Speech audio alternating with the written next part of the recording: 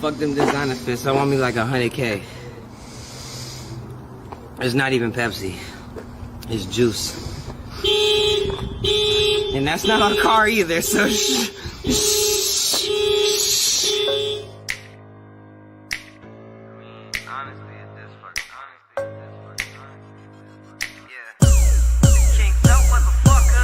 Go dumb, but I ain't no fool. I be peeping niggas, watch how I move. I got the drip like juice. I'ma make the. What's going on, fam? What's going on, fam? It's your boy, the Tubi Kane, coming to you on this beautiful Wednesday. We're doing a Wednesday edition of Tubi Tuesday. And as I always say, I pray that you've had a great day up until this point. And if you have not had a great day up until this point, I pray that from this moment forward, that your day does get exponentially better. So without further ado, man, it's this movie that I stumbled upon on Tubi a couple of days ago, man, and I thoroughly enjoyed it. And right now I have with you, you know what? I'm gonna let him introduce himself, man. Tell the people who you are, brother. Oh, well, I'm Justin Hunt, as you can see, and I'm the writer and the producer and the director of The Post. Okay, there. So, before we get into the movie, The Host, man, how long have you been doing directing and writing movies? Well, so I spent almost 10 years as a news anchor for NBC, if you can believe that. Oh wow! And I started shooting in 2005. For 20 years, man. 20 years. 20 years. Yeah. So what got you in? Like you just, is something you always desired to do, or you just, you know what, I'm going to sit down and write, or like what got you into it?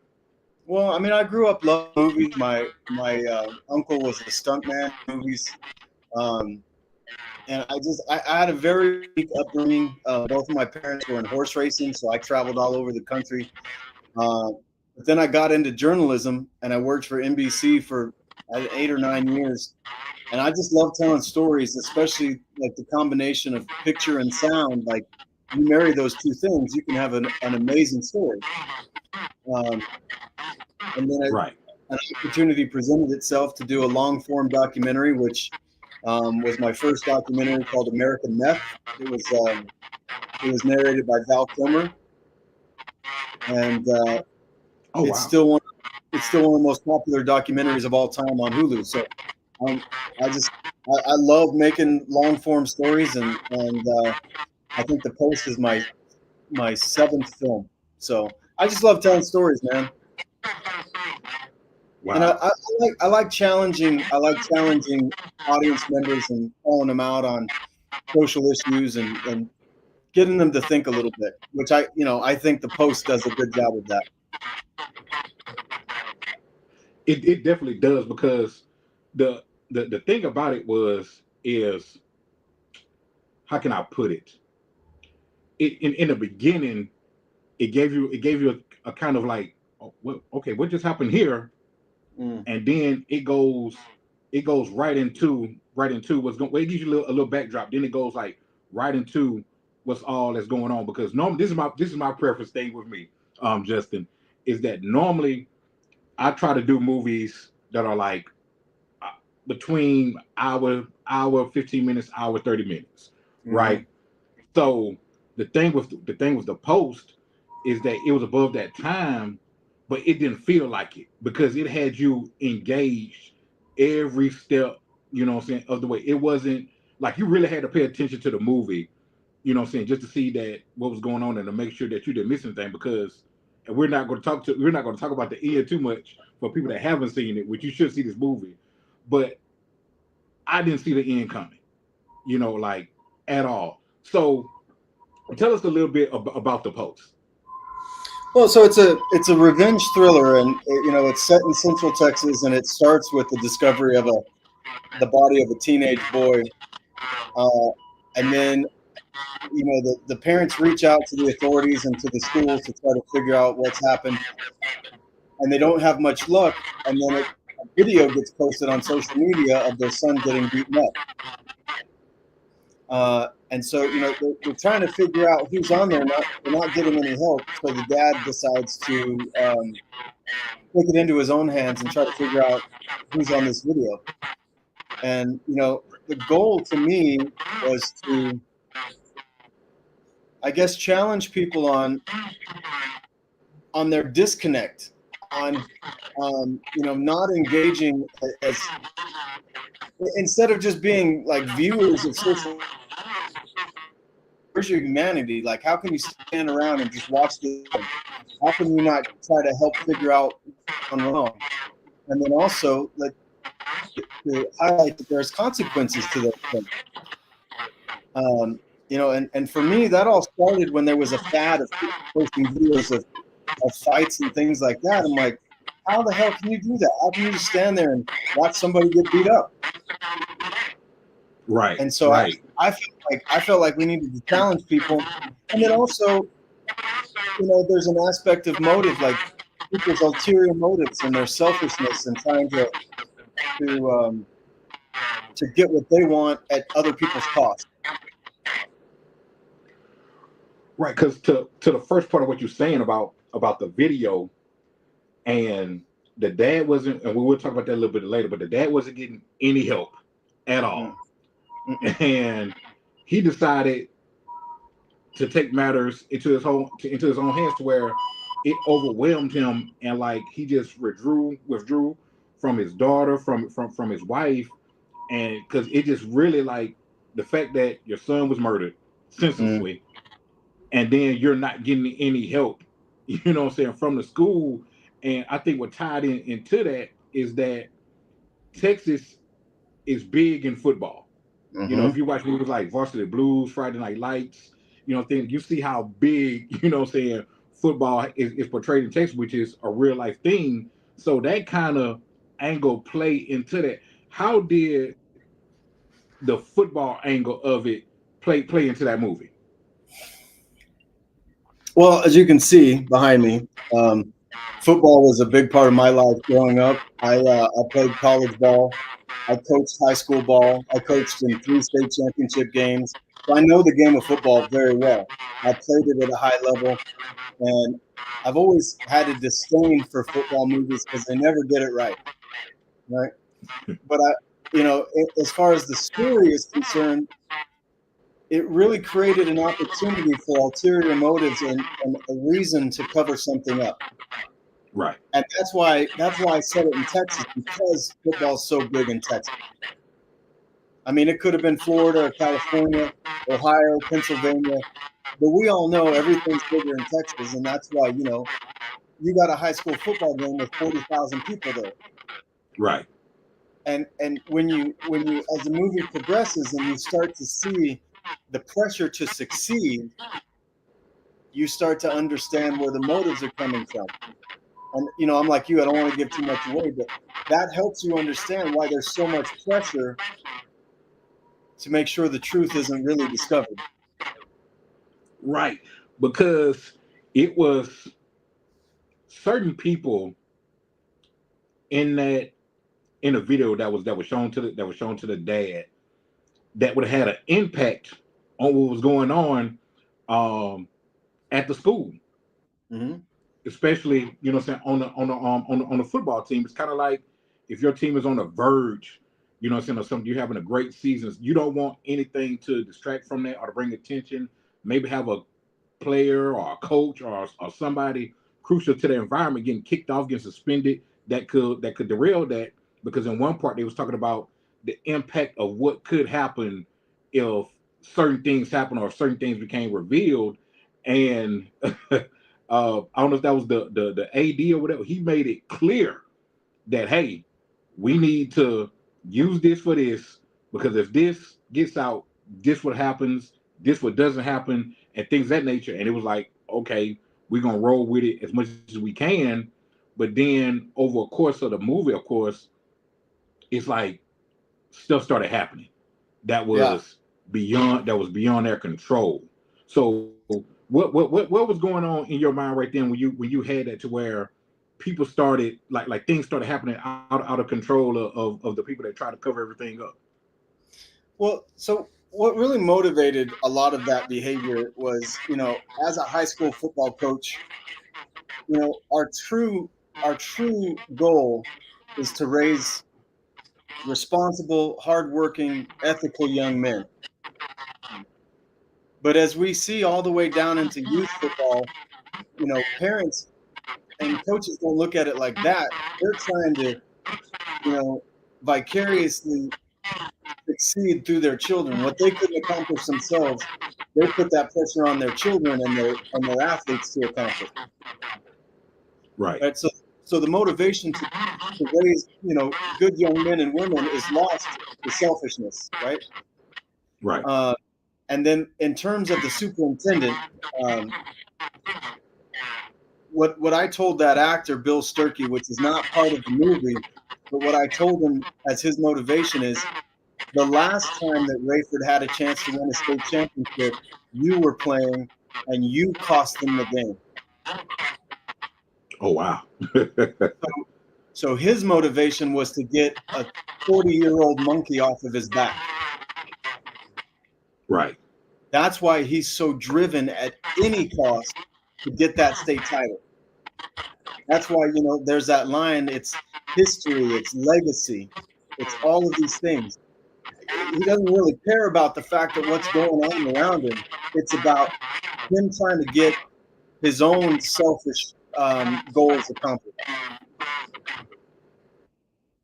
Right. And it's so funny that you said selfish, because even when the certain incident happened, he was like, we can use that. He was like, you know how they get when you can rally, you know, rally behind. I'm like, gee whiz, I'm like, this guy doesn't care, you know what I'm saying, at all. But you know what I'm saying, from that angle, now you see why, you know what I'm saying, he doesn't care. And like at that point, and you know, I don't know anything about directing, but just how it was framed, his look and everything, like you could tell that he was like dead serious about, hey, you know what I'm saying, we need to win this at all costs, because there could be some repercussions and consequences behind this if we, you know what I'm saying, if we don't, and then everybody is going along with it. But if we fast forward a little bit, you saw with the dad putting so much pressure on him in a way, and with other things going on around them that they think the father has something to do with, put pressure on them,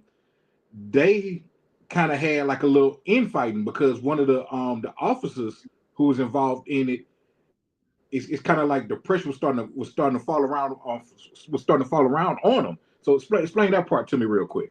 Well, and you know, I think with the superintendent, you can also see that not only is he neglecting the reality of what's happening, but there's almost an arrogance to him that the team is doing so well in spite of those things.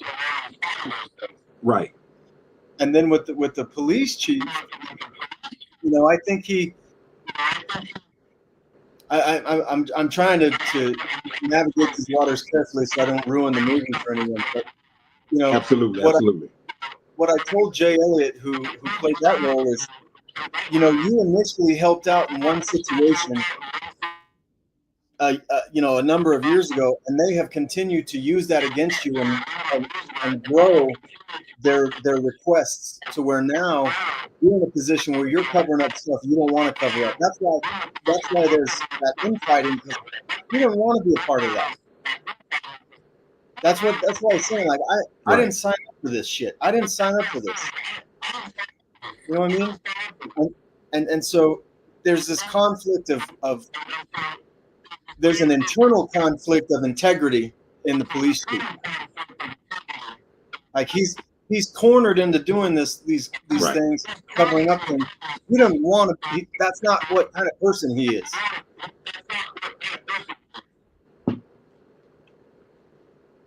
Right, because you could definitely, you know, tell that it's kind of like he was definitely conflicted, because it's like in the beginning, it seems like he definitely wanted to help.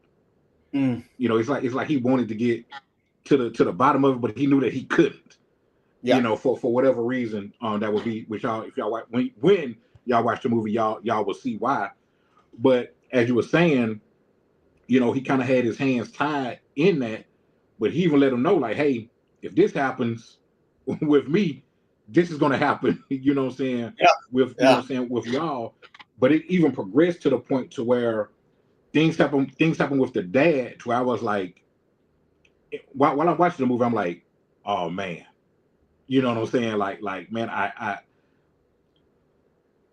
don't necessarily agree with what he's doing, but I can kind of empathize, you know what I'm saying, with it, you know what I'm saying, because you're not getting any answer because like we said earlier, he was engulfed, you know what I'm Mm-hmm. saying, by it that he became obsessed with to where he started, you know what I'm saying, just losing out on, you know what I'm saying, on everything. And then we get to the point to where it's like his luck per se, for lack of a better word, his luck had ran out. Mm-hmm. And he ends up going to jail. Mm. So during that part when he was in jail, where did it take, you know what I'm saying, a turn to where he was able to get he was able to get a break? Well, okay. So again, we have to be careful here, but I think Right. I'm gonna go biblical on you. All right. So Proverbs says,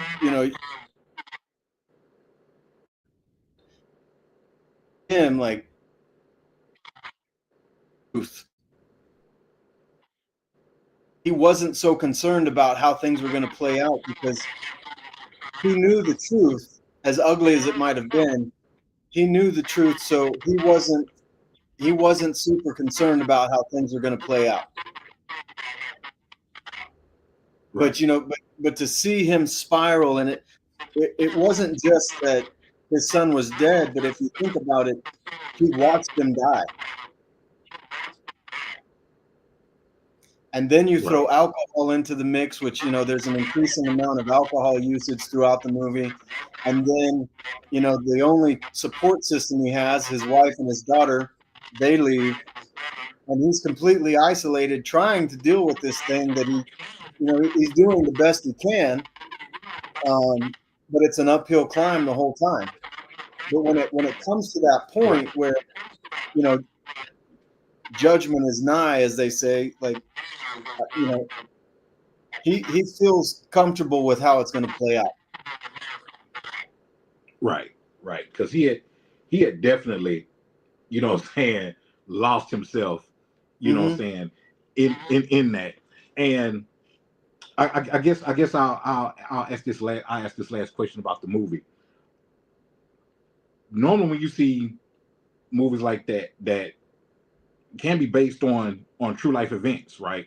It wasn't anything far fetched in the movie, but at the end, and I didn't want it to end the way it ended because I'm like, it left me it left me with questions. So with that being said, and I know normally you don't see sequels or movies, you know what I'm saying, like this. Is there a possibility for a post two? Um, no, and here's why. Because I appreciate that question, but here's Okay. why. I think stories are meant to be told and to create an emotional response, and that's it. That's their job. It's because to me, when you start creating sequels, that becomes a business decision, not an artistic decision, right? Gotcha. What I wanted to do with the ending of the film, and I can't tell you how many times I've been asked what happens. Right. What I wanted to do and what I accomplished, and I know I accomplished this because I had several theater owners contact me to say, I've never seen people stay in the lobby and talk about a film like I did with the first. What I wanted to do is create an emotional experience for people. They watch the movie, it's over, they don't get it tied up in a nice little ribbon.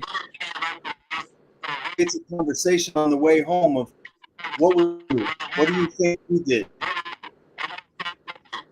Because Right. that's what a story is all about. Is yes, it's entertaining and it's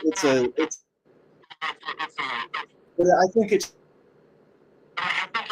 and potentially a new perspective on and for you to place your, whether it's the antagonist or the protagonist or the peripheral characters, and really ask yourself, What would I do in that situation? Which works even better in this because it does have the possibility of being real. Right.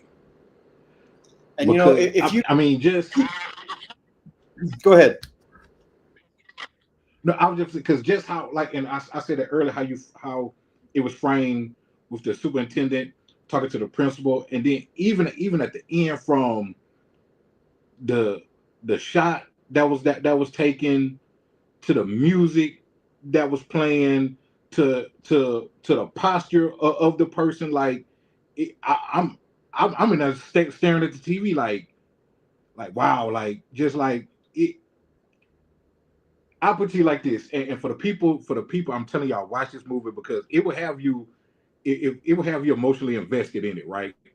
And it was to the point to where like I was already invested into the movie, but at that point, when everything started coming to the end, it's like I became super emotionally invested in the movie because of just how everything was framed at that very, like I said, it's like it was like the perfect storm, you know what I'm saying, so to speak. Like I said, from the shot to the music playing to just everything, to where I was just like wow, like is it gonna be another part, or like what happened? What is he gonna do? What is he thinking? Because I'm thinking like, what is he thinking? I ain't gonna say anymore, but that's what my mindset was. I was like, man, what is going on? You know what I'm saying, with the ending. So yeah, man. So was Well, that any like was that your goal to have people thinking like that at the end? oh yeah, and let me tell you how I set that up and why I think it's so powerful. Is again, when I pause, it's because I'm trying to make sure I don't give anything too big away, right? Right. But if you think about the flashbacks throughout the movie with him and his children, Right. most of those instances involve a father trying to teach his children to do the right thing, how to behave, how to be good people. And when it gets to the very end of the movie and you have that flashback where they find the dead dog, right? The whole idea of that is to create for the audience. Here's a man that, bless you, brother. Here's a man that's telling his kids, like, this ain't our dog, but it's got a tag, and the owners probably want to know what happened. We should tell them that. And that makes you think you know what he's going to do. But then that's Right. followed by this emotional montage of his family and all these good memories involving everybody that's part of his family. And that was meant conundrum of how difficult that decision is. Right. Do I do this and do the right thing, or do I do that? And is that the right thing? And you get, my plan was to get people right to the precipice. And from a director's perspective, here's exactly what I told the actor. I want you to look up like you've decided what you're going to do. You know what you're going to do. And then we cut to black. And that's to make people go, oh, man. Well, what would I do? Right. And that's how that whole emotional kind of, because really what it was, all those last couple of scenes before the closing shot is the roller coaster clicking up to the top. Like, it's about to happen, and then there it goes. And now you're left with this thing in your stomach, and that was the idea. That was the goal. Right. Well, you did, because I was already on the hook, but that one just, you know what I'm saying, reeled me all the way in. Justin, brother, man. Well, first off, if y'all have not seen the post, make sure y'all check it out right now, man. Is it on any other platform besides Tubi? Oh yeah. So actually, I think you'll enjoy this. So last week it was the number 6 movie in America on Freevee. Oh wow. And it was under the trending now category on Amazon Prime. So we've got Amazon Prime, Apple TV, Tubi, Freevee, Roku, Zumo, Google Play, Wow.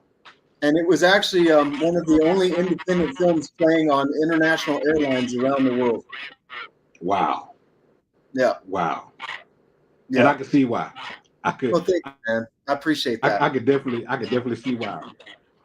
Well, from y'all that's watching or will watch later, y'all heard where y'all can see it on, but I need y'all to go on Tubi and watch it. But but obviously you're free to go watch it wherever you desire to watch it at, man. But um, if if y'all looking for a good movie to watch, a movie to have substance, that have twists and turns, that just have everything that you'll want to see in a good suspense thriller, The Post is the movie for you. And when y'all watch it, come back to this video, man, and let me know how y'all feel about the ending. Please do, because like I said, it had me, man. It had me tangled and twisted up, man, in everything, man.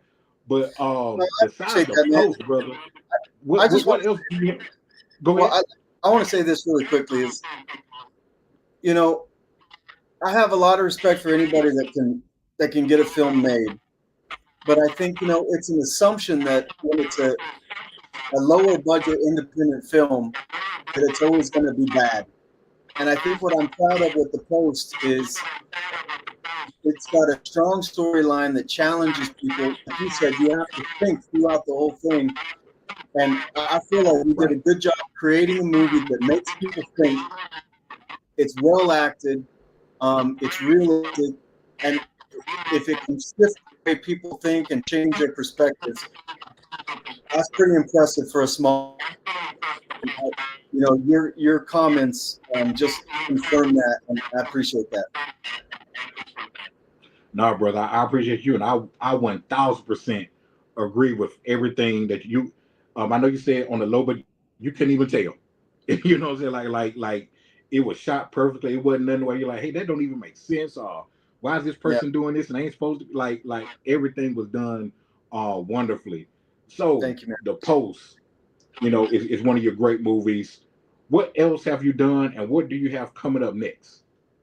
So I've done 4 documentaries. I did a documentary on meth addiction. I did a documentary on absent fathers, the impact of absent fathers. I did a documentary on pornography addiction. And I did a sports documentary about my family. Both of my parents are in the Hall of Fame for horse racing. Oh, wow. I did another narrative called Far Too Far that they're doing a British remake of. And then I've done The Post. And the next film that I have, and we're just trying to get the money to make it, it's another one of those, make you think type films, but it's a psychological thriller that, the best way I can put it is it addresses the idea of isolation and feeling alone when we're surrounded by people. Oh, wow. Yeah. Yeah. And that, of course, is to challenge the fact that, we've got all this like social media and exposure to the world, but we've never been more isolated as human beings as we are now. I agree. And I've been a victim to that, whether it's playing a game or whether it's just on your phone playing Monopoly Go or whatever it is. So I can I'll definitely be glad when you're going to release that one, man. Because if it's anything like The Post.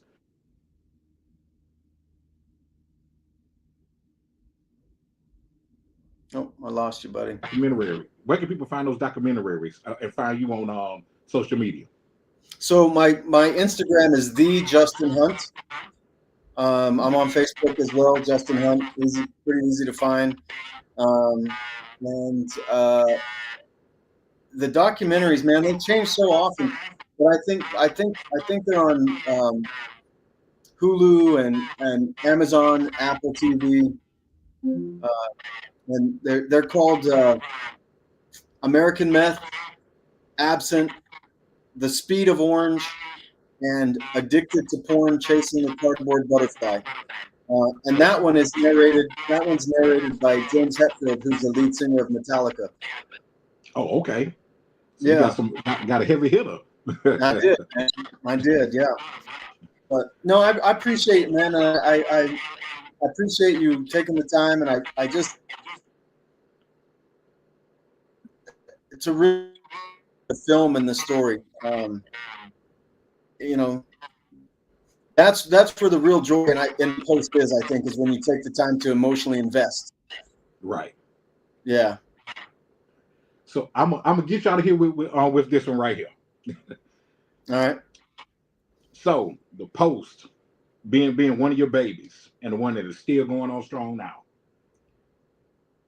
Let's just say M. Night Shyamalan gives you a call.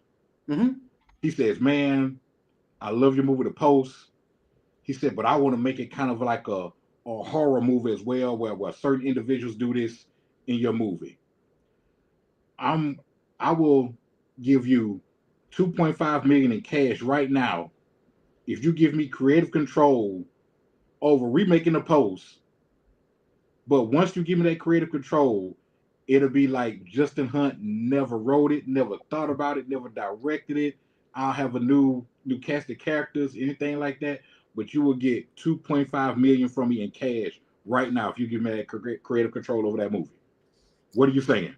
Well, you've known me for about 42 minutes, and I think you already know I wouldn't let somebody do that, man. I'd say it's nice to meet you, but you could piss right off.